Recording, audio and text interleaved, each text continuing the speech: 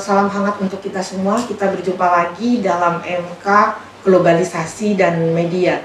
Nah, dalam beberapa pertemuan di paruh semester pertama tempo hari, kita sudah banyak belajar mengenai apa sih itu globalisasi dan kait-mengkaitnya dengan media, kemudian sejarah globalisasi, kemudian definisi dari globalisasi, dan kita melihat bahwa globalisasi itu berkelindan dengan masyarakatnya itu sendiri, dan dampaknya tidak hanya pada politik, hukum, geografi, tetapi sosial dan budaya. Nah, pada kesempatan kali ini kita dapat kesempatan emas dapat berbincang dengan narasumber kita, yaitu Bapak Toto Sucipto, Kepala Balai Pelestarian Nilai Budaya Kepulauan Riau, yang mempunyai wilayah kerja di 4 provinsi ini.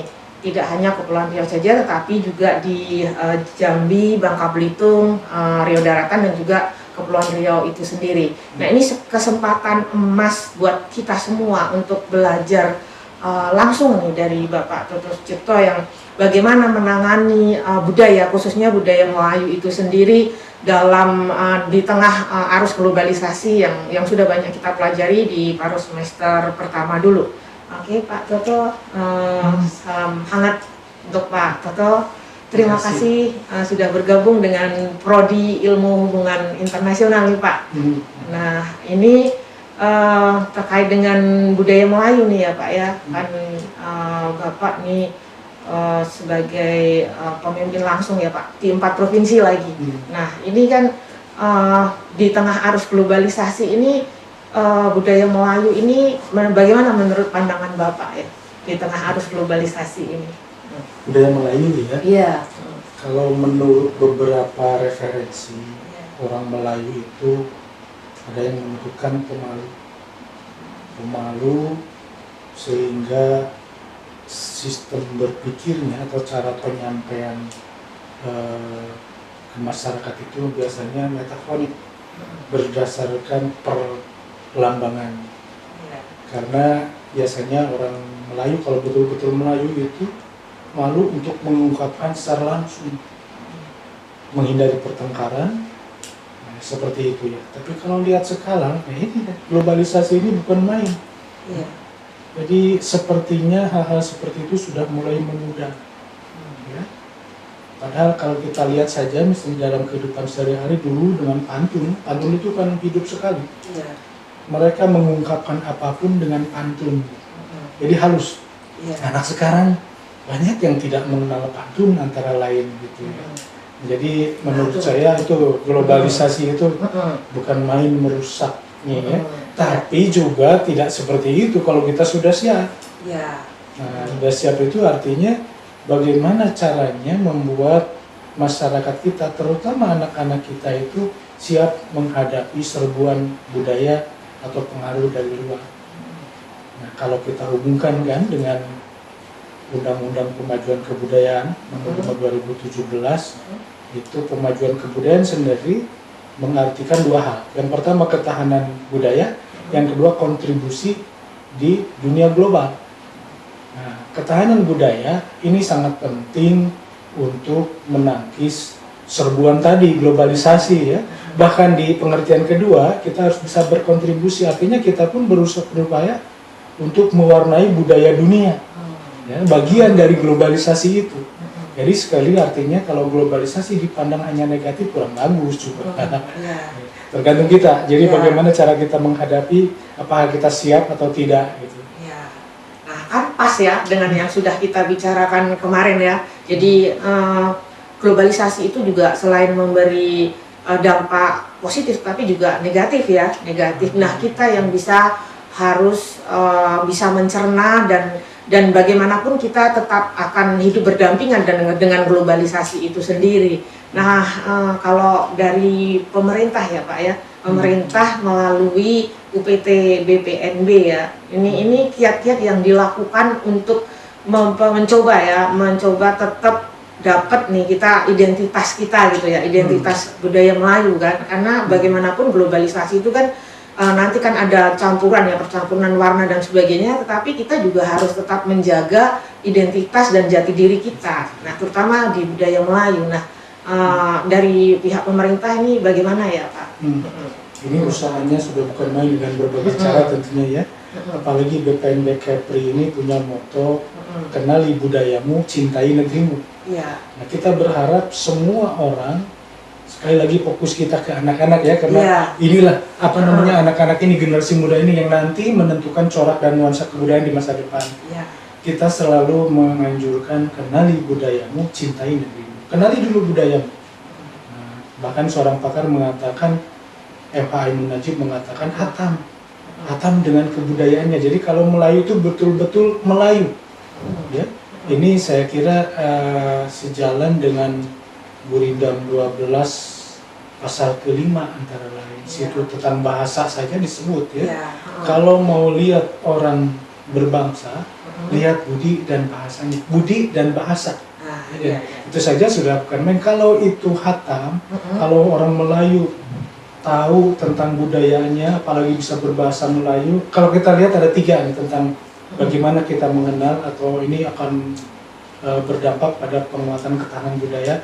Yang pertama itu tahu makna, ya, tahu makna tentang budaya apa sih, macam-macam kan jenisnya, ada 10 objek pemajuan kebudayaan itu antara lain. Yang kedua bangga, bangga dengan saya ini orang Melayu loh, bangga. Kalau sudah bangga itu nantinya yang ketiga setia. Kalau tiga-tiganya itu sudah dikuasai, saya anggap hatam. Nah, kita tidak takut kalau itu sudah hatam, gempuran budaya seperti apapun itu akan dilihat sebagai sesuatu yang bisa menguatkan, memperkaya kebudayaannya sendiri. Oke, kita lanjutkan Pak yang tadi bagaimana kita untuk menjaga identitas ya di tengah serbuan atau gempuran globalisasi itu sendiri ya.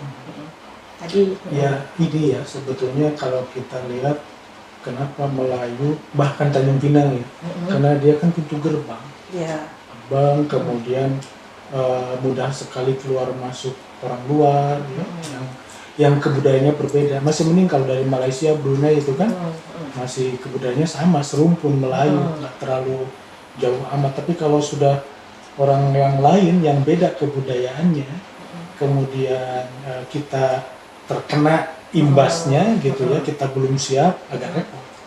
Memulainya repot menurut saya. Tapi sepanjang pengamatan saya, orang-orang Melayu di sini tak terlalu tampak terlalu memudar gitu. Masih ada pegangan. Mudah-mudahan juga kalian akan seperti itu ya, seperti yang dikatakan oleh Pak Toto Sucipto.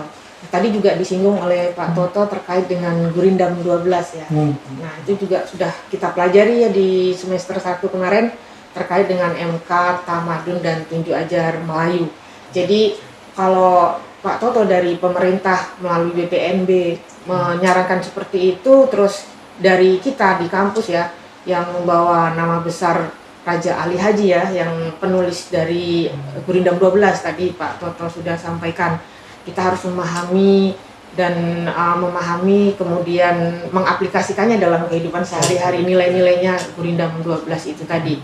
Nah, kalau kita selain dapat ya untuk menggempur itu salah satunya kalau di kampus ya kita dapat MK dasar ya di semester 1. Ada Tamadun dan Tunjuk Ajar Melayu, ada Pancasila, ada kewarganegaraan. Nah, kalau dari pemerintah ya Pak ya, itu apakah juga ada program-program untuk tetap supaya generasi muda itu mencintai budaya lokal gitu ya, terutama budaya Melayu, terus juga salah satunya mungkin melestarikan kebudayaan. Pasti banyak ya Pak program-programnya, bisa disebutkan? Ada beberapa ya. Yang pertama memang tugas dan fungsi kami pada pelestarian kebudayaan di wilayah kerja.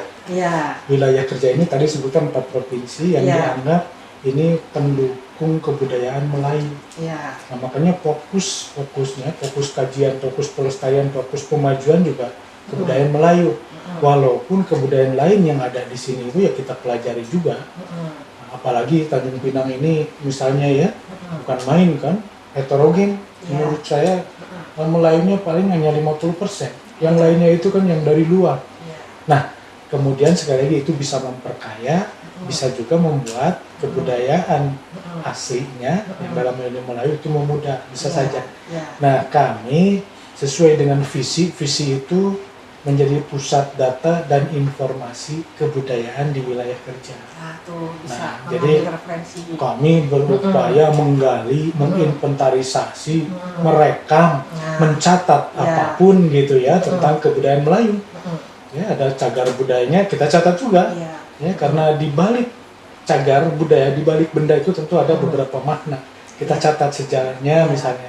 Kemudian objek pemajuan kebudayaan lainnya ya, ada sastra lisan, kemudian permainan anak-anak, itu kan kalau kita gali maknanya kan main, kita gali, nah setelah kita kumpulkan data itu dan bisa diakses oleh siapa saja, ya, melalui email, melalui situs maksud saya, kemudian bisa ke perpustakaan juga di lantai 1. Nah, ini kantornya juga harus diperkenalkan. Oh iya, ini kantor ini Jalan Pramuka nomor 7 ya. Ini di depan Bakso Solo ya pasti ini ininya. Kalau udah tahu Bakso Solo Jalan Pramuka, nah itu depannya. Yang pertama itu tadi ya, menggali. Kita melakukan penelitian, mencatat, merekam. Yang kedua, publikasi. Publikasi ini dengan berbagai cara. Kita mencetak buku, menerbitkan buku, majalah, kemudian kerjasama dengan RRI, ya. Kemudian ada juga radio swasta, Pandawa FM kalau nggak salah. Kemudian juga dengan boleh kan menyebut nama Tanjung Pinang TV gitu, Kebri TV, bahkan sekarang ada TVRI ya, walaupun masih mencoba. Nah, kita sebarluaskan. Jadi artinya apa yang kita dapat agar masyarakat mengenal budayanya dan menguatkan yang sudah punya ya, sudah mengenal ya, dengan publikasi ya, dengan berbagai cara. Bahkan sekarang kita sedang membuat film-film animasi untuk terutama konsumsi anak-anak gitu ya. Kita juga membantu menyusun muatan lokal untuk diajarkan di sekolah-sekolah. Yang ketiga, internalisasi nilai budaya. Internalisasi itu pengenalan dengan berbagai kegiatan seperti lomba, festival, seminar, dialog gitu. Ada beberapa misalnya lawatan sejarah daerah. Itu kan untuk mengenalkan terutama anak SMA ya, pesertanya anak SMA, mengenalkan anak SMA tentang tinggalan-tinggalan sejarah, mengenal sejarahnya.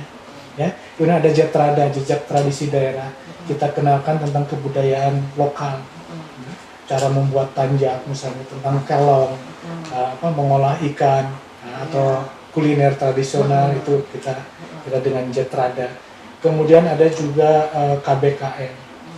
KBKM itu kemah budaya kaum muda, anak-anak muda kita himpun ya, kita kenalkan, sama seperti itu. Festival, terus apalagi yang keempat tentu kita pencatatan warisan budaya tak benda. Karena ini BPNB ya, nilai budaya, kita mencatat warisan budaya tak benda. Nah, ini saya kira perlu bantuan semua lapisan masyarakat, terutama mahasiswa. Mahasiswa, karena biasanya mereka masih segar semangatnya gitu ya. Kita catat budaya kita yang tercatat di database baru 11.156 se-Indonesia. Ini kan prihatin sekali kita, karena kalau saja semua ikut mencatat ya apa yang ada di kita semua, itu bisa puluhan ribu. Kalau satu provinsi 10.000, 34 harusnya 34 ya, 340.000 ya. Nah, ini kan hanya 11.156. Kepri sendiri baru mencatatkan sekitar 324. Kan prihatin kita karena kurang banyak masyarakat yang peduli untuk mencatat. Mereka berpikir hanya ya udahlah kita jalankan saja. Padahal lama-kelamaan kebudayaan itu kan bisa berubah, dinamis sekali. Ya. Mungkin saja yang namanya pantun atau gurindam nanti berapa puluh tahun kemudian kalau tidak ada tanda-tanda pelestarian ya bisa hilang. Nah, itu yang keempat ya, pencatatan warisan budaya tak benda. Yang kelima, kemitraan. Kita menjalin kemitraan dengan siapa saja, dengan umrah juga tentu. Karena Mas Nadiem mengatakan perkuat ekosistem kebudayaan, ekosistem pendidikan dan kebudayaan. Kita kan saling menunjang. Nah, seperti itu. Kemitraan itu dengan swasta, dengan komunitas. Nah, kita banyak menggerakkan komunitas juga. Beberapa kegiatan bahkan digerakkan oleh komunitas. Yaitu intinya antara lain supaya masyarakat siapapun mengenal, mengetahui dan merasa memiliki kebudayaannya. Tuh, panjang ya. Ya, ini luar biasa ya. Ternyata selama ini kita salah mengerti dalam tanda petik. Apa sih yang sudah dilakukan oleh pemerintah? Nah, ini kita baru saja mendengar penjelasan dari Pak Toto, banyak sekali ya. Bahkan ada inventarisasi, publikasi yang sangat gampang kita peroleh ya, sambil mendengarkan radio, melihat TV, punya web juga ya Pak ya. Ada webnya BPNB Kepri ya. Nah, itu tinggal klik gitu kan. Kalian sudah tinggal dengan santai sudah bisa melihat kanal YouTube atau kanal YouTube-nya juga luar biasa. Ini film-film dokumenter terkait dengan sejarah dan budaya Melayu. Jadi dari pemerintah sudah cukup banyak ya program-programnya. Kemudian dari kampus kita juga sudah membentenginya melalui MKDU kita ya di semester pertama. Kemudian dari rumah, dari orang tua kita. Nah, sekarang tantangan dan roda itu, bola itu ada di tangan kalian semua, membawa budaya Melayu ini akan kemana gitu. Jadi semua sudah tersedia, tetapi kita semua mendapat tantangan untuk tetap menjaga budaya Melayu, ada identitasnya di tengah gempuran dan derasnya arus globalisasi. Nah, ini yang terakhir nih Pak Toto. Tadi kita sudah ada ya, wadahnya itu semua ada ya, keluarga ada, kampus ada, tempat kita beraktivitas sehari-hari di kampus ya. Kemudian dari pemerintah melalui BPNB ya. Kemudian apa sih harapannya Pak untuk kami ya, kita ya di kampus ya, generasi muda ini untuk mengawal, menjaga budaya Melayu ini di tengah derasnya arus globalisasi. Itu saya kira kembali tadi, kenali budayamu, cintai negerimu. Tidak mungkin kita mencintai kalau tidak mengenal. Makanya itu tadi, hatamkan dulu kebudayaan sendiri. Jadilah betul-betul Melayu. Yang pertama tadi bangga, kedua setia, ketiga mengetahui makna di balik setiap unsur budaya yang ada.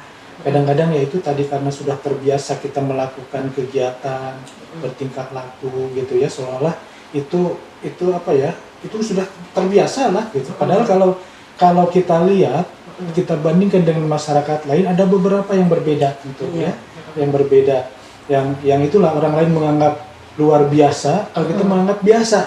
Itu yang kadang-kadang membuat lama-lama memudar. Makanya ayo kita perkuat kebudayaan kita, ya, kebudayaan kita sendiri, kenali apapun. Mumpung masih ada penutur, mumpung masih ada maestro, mumpung masih ada sepuh-sepuh, gitu ya, yang bisa kita mintai ilmunya, wawasannya, gitu. Kita catat, rekam, inventarisasi, nah, terus kita diskusikan bersama-sama. Nah, karena itu tadi, ke depan nuansa, corak kebudayaan itu akan dikembangkan berdasarkan latar belakang atau pengalaman yang dimiliki oleh masing-masing. Kalau sejak sekarang sudah nggak punya lagi ciri khasnya, ini dari mana nih, gitu kan? Ya, terus apa yang akan dikembangkan? Mudahlah, ya. Jangan sampai kita terseret arus globalisasi, kehilangan identitas. Nah, kembali ya ke apa namanya tujuan Undang-Undang Nomor 517 juga kan gitu, berkontribusi di dalam budaya global setelah kita bisa menguatkan ketahanan budaya dulu kita kembangkan. Oke, terima kasih Pak Toto, ini tadi luar biasa ya masukannya, dan bahkan di akhir tadi Pak Toto menyebutkan membuka ruang diskusi ya, apalagi ini kawan-kawan mahasiswa ini kan lagi hangat-hangatnya ya. Kalau ini yang ikut MK Globalisasi dan Media ini semester 2. Jadi dia lagi proses peralihan dari SMA ke perguruan tinggi. Jadi membuka pintu ruang kita untuk diskusi dengan siapa saja ya, tidak hanya dengan teman ya, dengan sesama kelompok di kampus, tapi juga dengan pemerintah ya. Apalagi pemerintah ya melalui BPNB ini banyak sekali kegiatan yang tadi sudah disampaikan. kita saling mendukung untuk saling menjaga budaya Melayu kita. Nah, apa sih kaitannya ya? Ini masih terkait dengan MK Globalisasi dan Media. Ini kita di Prodi Ilmu Hubungan Internasional terkait dengan budaya Melayu. Nah, ini potensinya sangat luar biasa ini dengan Prodi Ilmu Hubungan Internasional, di mana kita ini akan saling terkait dengan negara Singapura dan Malaysia, di mana dalam konteks masa lalu itu kita itu dulu satu wilayah ya, ya Pak Toto ya, di bawah Rio Lingga, terpecah karena Traktat London di 1824. Nah, terkait dengan hal itu banyak sekali yang bisa dibahas ilmu hubungan internasional dalam perspektif sejarah dan budaya Melayu. Nah, misalnya bagaimana sih hubungan tiga negara nih, Kepulauan Riau, Malaysia, kemudian Singapura sebelum Traktat London misalnya, ataukah warisan-warisan budaya tadi Pak Toto juga menyebutkan apa saja warisan budayanya. Nah, bisa saja dari sudut bahasanya misalnya, kemudian dari warisan budaya yang lain, misalnya kuliner bahkan. Nah, kuliner itu ya, itu saja. Barangkali ada pesan tambahan Pak Toto untuk mahasiswa di Prodi Ilmu Hubungan Internasional? Saya kira itu tadi, apa namanya, kenali budayamu, bolak-balik ya, kenali budaya sebagai negerimu. Banyak program yang dikeluarkan oleh Kemendikbudristek, terutama dari Direktorat Jenderal Kebudayaan, yang bisa diikuti oleh semua kalangan, termasuk mahasiswa. Ya, itu antara lain sekarang ini yang lagi program jalur rempah. Ya, jalur rempah, banyak mahasiswa yang ikut serta dalam kegiatan pelayaran Nusantara dengan kapal Dewa Ruci. Antara lain kan itu saling mengenal dengan orang lain ya, dari provinsi lain, kebudayaan yang lain, bersatu, ya, kita bersatu dalam keragaman dan lain.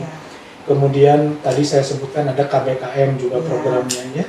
Kemudian program-program lain banyak, festival-festival yang bisa diikuti atau lomba-lomba. Pada hakikatnya kan lomba ini juga untuk menguatkan kita, karena ketika kita membuat satu karya tentu mempelajari dulu apa sih yang akan kita tulis. Kalau kita bercerita tentang misalnya Boria ya, Boria itu salah satu permainan boleh dibilang ya di sini gitu. Kan kita pelajari dulu sejarahnya gimana, Boria itu apa sih, atau Japin Penyengat. Japin Penyengat itu hasil dari apa? Hasil akulturasi dan sebagainya. Kita pelajari dulu, dengan mempelajari seperti itu kita tetap aktif, tetap semangat untuk mengetahui lebih banyak. Tentunya itu keuntungan bagi kita dan hasil karya itu bisa kita sumbangkan untuk negara. Ya, itu kan karya berkarya. Betul nih yang disampaikan Pak Toto nih, teringat waktu di pertemuan pertama dan kedua ya, bagaimana globalisasi itu tidak hanya di masa sekarang tapi udah jauh ya dari masa lalu. Ketika Malaka menjadi pusat perdagangan dunia gitu ya. Nah, bahkan ada sebuah slogan yang menyebutkan siapa yang menguasai Malaka dia yang menguasai dunia. Dari situlah lahir tadi Japin yang disebut Pak Toto tadi, Boria tadi, sebuah pertemuan-pertemuan yang kemudian menyebar sampai ke wilayah kita. Oke, sampai di sini dulu pertemuan kita. Terima kasih sekali Pak Toto Sucipto dari Kepala Balai Pelestarian Nilai Budaya Kepulauan Riau yang mudah-mudahan tidak bosan untuk mendampingi Prodi Ilmu Hubungan Internasional ya, terutama dalam perspektif sejarah dan budaya, supaya kita bisa berdiskusi, kemudian dan juga kita juga tetap dapat pemahaman langsung nih dari Kepala BPNB Kepulauan Riau ini ya. Itu saja Pak, terima kasih kehadirannya, sampai jumpa lagi. Demikian ya, kita bertemu di konten digital yang lain. Terima kasih.